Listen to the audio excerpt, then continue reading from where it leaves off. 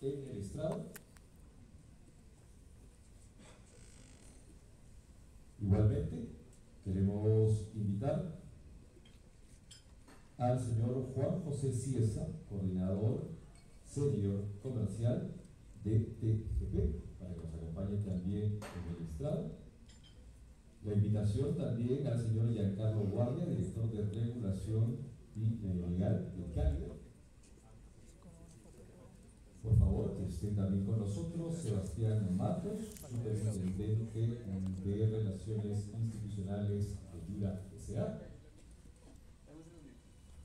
Y, damas y caballeros, en la moderación, el señor Arturo Vázquez, director de investigación de Jueces.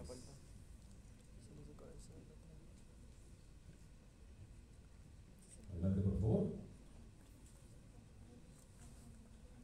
¿Listo? Les cedemos el uso de la palabra.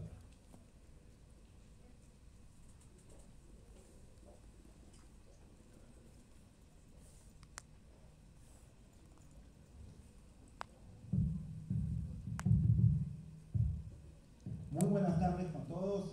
Muchas gracias a Prensa Grupo, Perú Energía Sur, por la invitación para participar en este panel, y también un saludo a todos los distinguidos panelistas que nos acompañan el día de hoy para poder descifrar pues este misterio de cómo crear mayor demanda para el gas natural, ¿no? Para poner un poco el contexto de lo que tenemos enfrente, que es bastante importante, voy a comentar rápidamente lo que se dijo en la mañana, ¿no?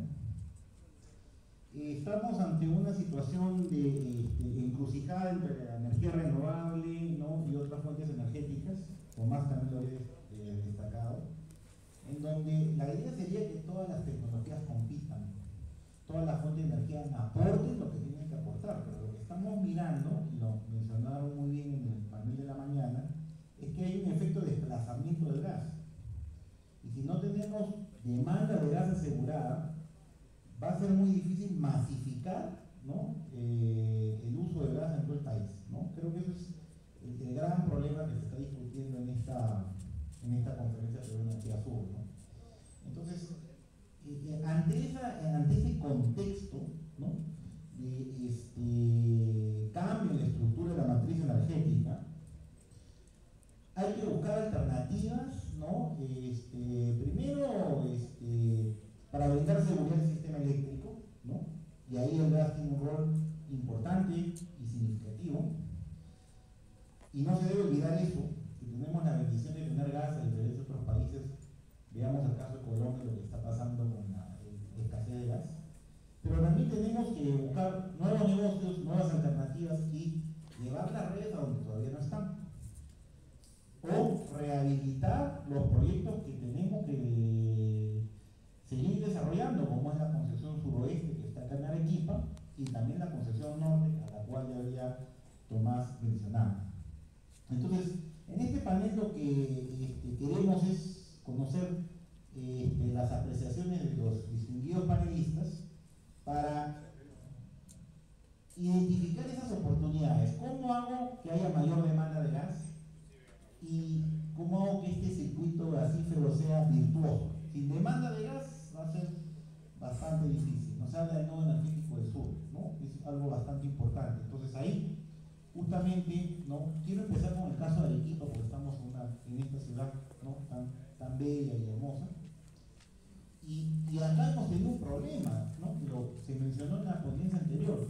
Ha habido un problema regulatorio y lamentablemente pues hemos tenido una estructura tarifaria que no ha incentivado, digamos, mayor desarrollo de inversión, e incluso hemos tenido el retiro de un inversionista, ¿no?, lo cual ha frenado el desarrollo de las redes de distribución de gas acá en Arequipa, lo puedo ubicar, ¿no? Entonces, justo acá nos acompaña Roger, ¿no?, y como experto en promoción de la inversión desde el Estado, y ahora es jefe de la cartera de proyectos de por inversión, cuéntanos cómo están por inversión manejando el tema del relanzamiento de la concesión suroeste, porque sabemos que ahorita la tiene Petroperú, pero Petroperú tiene un encargo temporal, básicamente con una agenda muy modesta de desarrollo de redes, con beneficio ahora, pero necesitamos impulso privado. ¿Cómo lo están viendo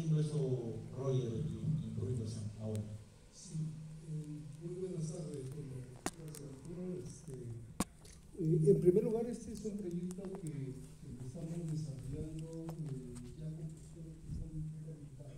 Es decir, la estructuración del proyecto recién, digamos, en febrero hemos podido tener ya gestores que van a poder participar y nos aseguran tener, digamos, los estudios correspondientes y estructurar el proyecto.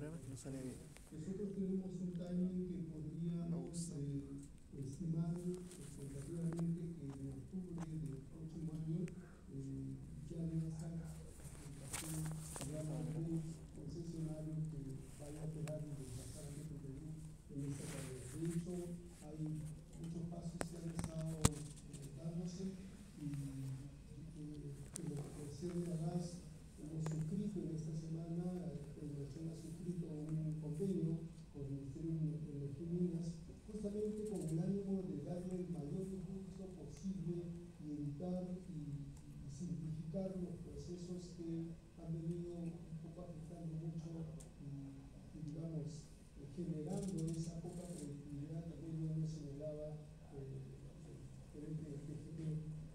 definitivamente en Pluriversal hemos visto toda esa problemática y ahora se trata justamente de hacer muchas reformas que están en camino.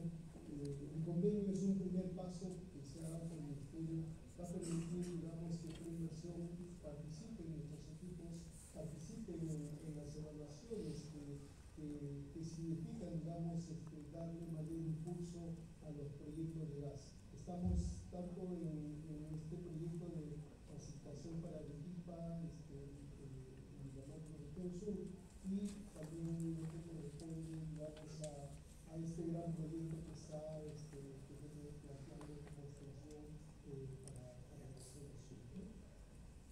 Muchas gracias, Arroyo, por tus apreciaciones. Entonces tenemos una fecha tentativa, ¿no? Octubre del año 2026 deberíamos tener ya un nuevo concesionario, ¿no?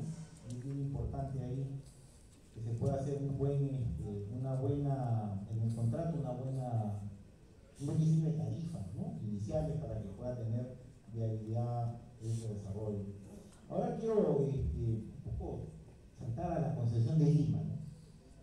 Acá está con nosotros Giancarlo Guardia, que está en Cálida, y Cálida tiene una gran experiencia en el desarrollo de redes ahí en la concesión Lima y Callao. Entonces, la duda que tenemos es qué podemos hacer, ¿no?, para desarrollar desde el Estado mecanismos regulatorios y económicos que permitan impulsar la demanda de gas, ¿no?, especialmente en las regiones, ¿no?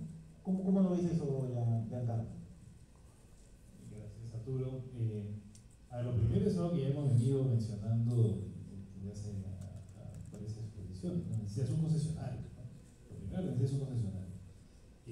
Lamentablemente, por ejemplo, Arequipa perdió el concesionario y tiene un administrador temporal, pero ha hecho lo que ha podido con el cargo que le han dado. Pero sí necesitas un concesionario. Es una empresa que planifique el crecimiento de la red, que invierte en infraestructura, que haga una operación sostenible, segura, y que pueda velar por el crecimiento ordenado del sistema. Sin un concesionario, la verdad que es muy difícil. Yo diría que el Estado está en la dirección correcta de buscar concesionarios para las regiones que se puedan encargar de estas inversiones y de hacer que el gas llegue a cada hogar, ¿no? Porque al final el concesionario, como ustedes lo saben, en concesionario de distribución, es el encargado de la última milla, por así decirlo, ¿no? El que le entrega el gas al residencial, al restaurante, al comercio, a la industria, ¿no?, al grifo. Para que el gas llegue efectivamente a las personas, para que beneficie efectivamente a las personas que tienen la industria. Entonces, lo primero, que el Estado va en la dirección correcta. Lo segundo es definitivamente eliminar esas barreras de entrada que existen, económicas que pueden existir en relación a gas natural, y para eso el FICE ha jugado un rol importantísimo, ¿no? Para los que no conocen el FICE es el Fondo de Inclusión Social Energética, que es un fondo que tiene por objeto justamente hacer que la energía llegue sobre todo a los sectores más vulnerables, ¿no? Es un pequeño cargo que pagan los importadores, los productores de combustible, los grandes clientes eléctricos, el transporte de gas, y que sirve para alimentar diferentes proyectos para justamente eso, para llegar a la población más vulnerable. caso del gas natural, el FICE ha colaborado de manera muy significativa para poder lograr las conexiones, ¿no? Hoy día el FICE financia, por ejemplo, las instalaciones internas. Para que ustedes lo sepan, el concesionario de distribución hace la red externa, la red que va por la vía pública, y llega hasta la puerta de los predios de las casas. Desde la puerta del predio hasta la administración interna, lo que vendría a ser la tubería interna de la casa, eso lo tiene que pagar el propio usuario. Sin embargo, el costo de esa instalación interna para poblaciones vulnerables lo paga el fondo FICE, ¿no? En algunos casos lo financia, en otros casos lo asume directamente. Eso ha significado un cambio exponencial en el crecimiento del número de usuarios, ¿no? Lo mismo en temas de conversión vehicular. En temas de conversión vehicular, el FICE también ha apoyado significativamente al tema de conversiones vehiculares. Hay muchísimo todavía por avanzar en el tema de conversiones vehiculares. Se ha avanzado mucho en el tema de transporte de vehículos ligeros, pero hay un espacio enorme en el tema del transporte pesado, ¿no? Y en el transporte público. Ahí hay esfuerzos tanto públicos como privados muy significativos para que crezca la demanda. Por ejemplo, ahí hay que resaltar el tema del fondo Camisea, que es un fondo que colabora en la adquisición de vehículos de transporte pesado para, con dinero de un fondo muy significativo. El mismo Cálida tiene un fondo para financiamiento de vehículos pesados. Yo creo que ahí hay todavía mucho espacio, y donde realmente hay un cambio en temas ambientales. A ver, cuando te cambias de un balón de GLP a una conexión natural, es como si plantaras 4 árboles, ¿no? Hay un beneficio ambiental muy significativo. Ahora, donde hay un espacio enorme para crecer en beneficios ambientales es en el transporte, ¿no? Ahí hay mucho por hacer. Entonces yo diría, eso, lo primero, un concesionario, de ahí la importancia de continuar con el fondo FICE, y bueno, algo que ya hemos mencionado en varias ocasiones, ¿no? El tema de políticas claras, regulatorias claras, que cuando tú inviertes algo sepas que vas a tener un retorno por esa inversión, ¿no? Que si tú inviertes 100, sepas que te van a reconocer 100, ¿no? Y que también sepas cuando viene una multa, cuando no viene una multa, y que las multas sean razonables, ¿no? Hay todo este tema de seguridad regulatoria es sumamente importante, ¿no? Y quizás un último tema, también hay que reconocer el trabajo conjunto que ha tenido el Estado con los privados en el tema de la masificación en Lima y Callao, ¿no? El Estado ha apoyado decididamente con temas de políticas la masificación del gas. Esperamos que el Estado siga apoyando este proceso ahora que se está apuntando con más decididamente a la masificación en las regiones. Así que yo creo que con esos 4 elementos tenemos una ruta medianamente clara, Arturo. Bien, Giancarlo, muchas gracias. Retomo el punto del tema de la estabilidad regulatoria, ¿no? O sea, a veces de repente tenemos las soluciones bien cerca, ¿no? En la ley 2832 tenemos un esquema de definición de precios con una banda, ¿no? Entonces, los precios licitados no pueden ir más allá del 10% o menos del 10%. De repente en distribución esa regla podría aplicarse, ¿no? Porque si el modelo de empresa eficiente que se aplica a la red de distribución te da un valor muy bajo, implicaría una reducción tarifaria del 10, 15, 20, 30%, que haría que las condiciones que tú has mencionado no sean viables. De repente podemos poner esa misma regla, ¿no? Que puede ser un esquema que te permita dar mayor flexibilidad a los distribuidores. Se me ocurre que eso está ya aprobado en una ley, de repente hay que ver otro esquema legal para poderlo aplicar al marco de distribución. Recuerden, no se ha modificado en cerca de 25 años, pues sería una importante visión de revisar, ¿no? Bueno, entonces, también hay una fuente de demanda importante en el sector industrial, ¿no? Y Sebastián, ¿cómo ves las expectativas ahí de uso del gas natural, ¿no? En el sector industrial, ¿no? No sé si ustedes en Yura han hecho algunas proyecciones. ¿Cómo ven ese tema que también es de interés para la creación de nuevas oportunidades de demanda de gas? Claro, totalmente.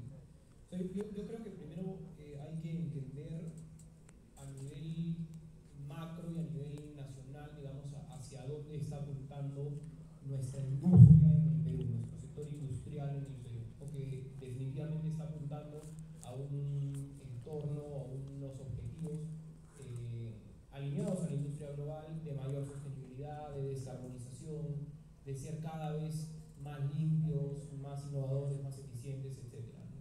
Entonces, bajo esa lógica, hay claramente una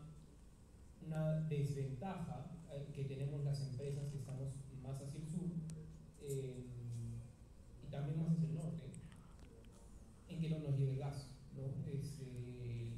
Como evidentemente ya todos saben, no nos llega el gas, digamos, mediante el ducto, y precisamente esa es la importancia de este proyecto que nos ha comentado ya en varias ocasiones Tomás,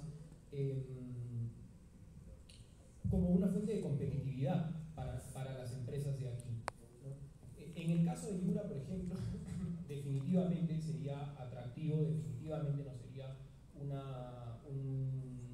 oportunidad interesante que tomaríamos. Nosotros más o menos hemos hecho el cálculo y consumiríamos entre 700 y 800 metros cúbicos de manera diaria. Estamos hablando de 200, 300 mil metros cúbicos anuales. Entonces, claro, somos un consumidor que necesita una cantidad importante de gas. Precisamente por eso es que no nos resulta conveniente hacer el tema del ducto virtual, digamos, ¿no?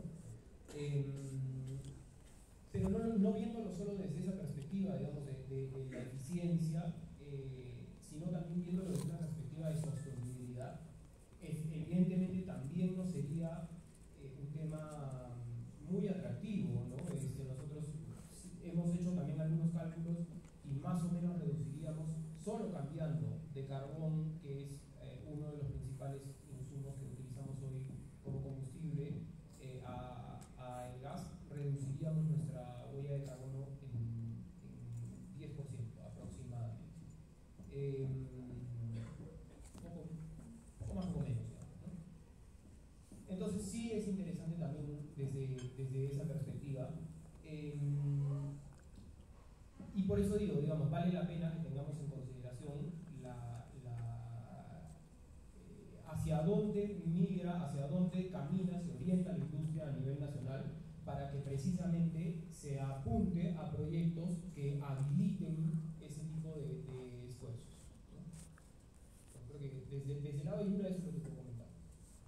No, es una información muy importante que nos comparte, porque se ve la necesidad de que las regiones del sur tengan la conectividad del ducto, porque con eso inmediatamente se podría gatillar una demanda que está oculta, o potencial, y que podría ponerse en valor muy rápidamente, ¿no? Y además, rescato lo que dijo Tomás en relación al tema de hacer más competitivas las regiones del sur, ¿no? Más allá del tema de generación eléctrica, ¿no? Sino que tengamos una estructura tarifaria que permita tener precios similares a los que se tienen en Lima, ¿no? Eso sería algo importante, ¿no? Pero ahí justamente también tenemos, hablando del ducto, ¿no? Juan José nos puede comentar un poco sobre esta inversión que se hizo en el sistema de transporte TGP, ¿no? Entonces, ¿cómo ha contribuido Juan José a generar la demanda de ese ducto? ¿Y qué mecanismos se implementaron para viabilizar esa ejecución? Bueno, buenas tardes a todos. Gracias, Arturo, por la pregunta. Bueno, nosotros tenemos dos sistemas de transporte. Es algo que yo siempre recalco, porque a veces nos olvidamos y solamente pensamos en gas, pero también tenemos líquidos, ¿no? Concurso público internacional, también se dio en paralelo al caso de los lotes de Camisea, y a veces siempre está el dilema, pues, qué cosa es el huevo o la gallina, ¿no? Entonces, en ese momento, el Estado peruano tomó la decisión y dijo, bueno, hay que crear demanda, y la forma para crear demanda es construir infraestructura, ¿no? Y se invitó a los privados, porque los privados son los agentes llamados a impulsar el crecimiento económico de un país, ¿no? Y atender las necesidades del mercado. Entonces, en ese contexto es que se dio Camisea, se construyeron los sistemas de transportes, con una gran contribución al país, a labores de ingeniería, ¿no? Y en una industria completamente nueva, ¿no? Y claro, inicialmente, si nosotros vemos los pronósticos que se tenía previsto para una capacidad garantizada de 450 millones de pies cúbicos día, que se fue la capacidad inicial para gas, se tenía previsto que el ducto se va a llenar en el 2016, ¿no? Esas eran las proyecciones más optimistas, ¿no? Sin embargo, ¿qué es lo que pasó?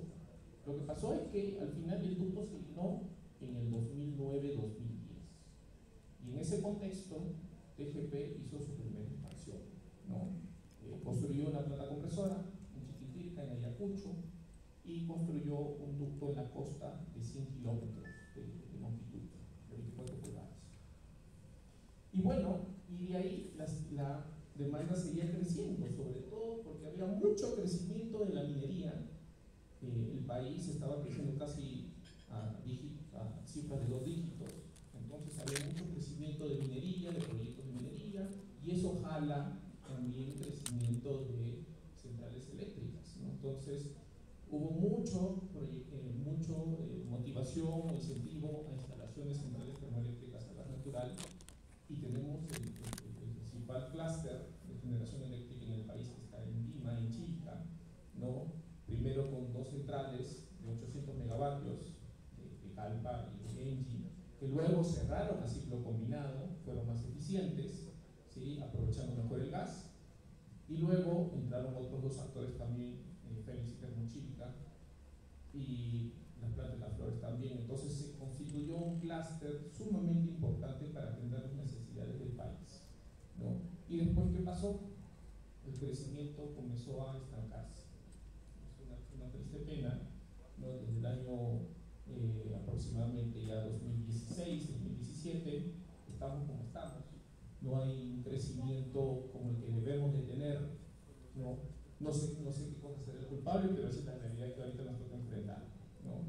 Entonces, creo que mucho tiene que ver las decisiones políticas y el marco que diseña el Estado para fomentar la inversión, garantizar el recupero de la inversión de los privados, y esa es la única forma, ¿no? Ahora, el gran reto que tenemos, si bien se ha contribuido mucho a energía eléctrica, todavía falta llegar el gas a más hogares, pero destaco algo que mencionó Giancarlo en su presentación, que es, actualmente si nosotros nos ponemos a pensar cuál es el energético que más se usa en el país, que es más caro, ¿ok? Y más contaminante, ¿cuál es? Que pregunta la audiencia. Es el diésel. Y nosotros tenemos gas. ¿Qué estamos haciendo como país para aprovechar el gas, que no es una ventaja competitiva, sino una ventaja comparativa con respecto a otros países, ¿okay? Y aprovechar el gas en comprar un recurso que muchas veces viene de afuera? Tenemos que hacer algo. Y creo que ese es el gran reto, ¿no? El gran desafío que todos tenemos que apoyar para consolidar la estrategia de impulsar el mayor desarrollo con gas natural. Muchas gracias, Juan José, por tus apreciaciones respecto al tema del desarrollo del gas con ductos, ¿no? Y esto para mí, bueno, yo como economista, ¿no? En un lugar economista, esto es el Camisea es un ejemplo de la aplicación de una vieja ley en economía que se llama la ley de Say, que es a toda oferta se crea la propia demanda, ¿no? Es una ley que se estudia mucho en los cursos básicos. Entonces, si no tienes oferta, ¿no? La demanda no va a crearse o no se va a revelar, como dijo Sebastián. Entonces es por eso que es importante el desarrollo de infraestructura, ¿no? Pero redondeando un poco, decía esta primera ronda, ¿no? Tenemos, ¿no? Buenas noticias por inversión, una fecha clara para octubre del próximo año, un nuevo concesionario por aquí. Tenemos experiencia en desarrollo de redes, claro, como dijo Giancarlo, un concesionario es clave, los incentivos del Estado son claros. Necesitamos claridad regulatoria para poder atender la demanda que está ahí, ¿no? El sector industrial tiene bastante interés acá en el sur de desarrollar el gas, pero tenemos algunos riesgos, ¿no? Un poco que Juan José lo ha dicho, ¿no? El riesgo clave aquí es truncar el proceso. Y esta contrarreforma que se ha hecho con la ley 32249, que muy bien lo dijo, creo yo también, creo que estoy en la misma línea, Juan Miguel Cáez, ¿no? Es una contrarreforma mala, ¿no? Porque no se ha pensado de forma integral cómo incorporar la energía renovable de manera sostenible, garantizando la continuidad del suministro eléctrico, puede generar riesgos, ¿no? Y ese es un tema que creo que va a tener que haber mucho debate respecto a ese reglamento, esa norma, porque podría ser muy perjudicial, ¿no? Y además consideremos que hay otro tema que no se habló del gas, ¿no? El gas paga regalías, ¿no? Paga canon gasífero. Entonces yo no sé si se le ha explicado a las poblaciones del Cusco o a los departamentos que están en el FOCAM, que van a ver sus ingresos disminuidos poco a poco. Nadie está hablando de eso. Entonces es un buen momento para explicar ese aspecto, ¿no? Entonces, ahora tenemos los anuncios de las arenas. Tanto TGP, que ya lo explicó muy bien Tomás, Italia también tiene una propuesta, ¿no?, bastante interesante para desarrollar redes de distribución. Roger, ¿cómo están mirando eso desde Coinversión? Porque ustedes están incorporados en la evaluación conjunta de estos proyectos, ¿no? De destrabarse esos proyectos estaríamos hablando de cerca de $3.000 millones de inversión privada para el desarrollo del sur y también para la masificación de las 7 regiones. Y coméntanos cómo están los avances, qué información nos puedes compartir sobre eso, qué impacto pueden tener esas decisiones que tiene que tomar el gobierno.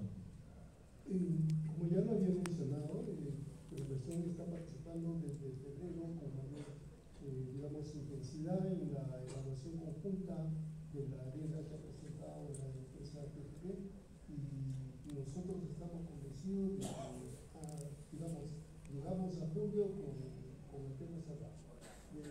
Ese es el objetivo principal, de que la inversión se haga viable. En base a la evaluación que se viene realizando, los equipos están trabajando conjuntamente con el Ministerio de Finanzas, los equipos de TGP y las entidades competentes, de manera que para nosotros está clarísimo que no debe haber traba alguna.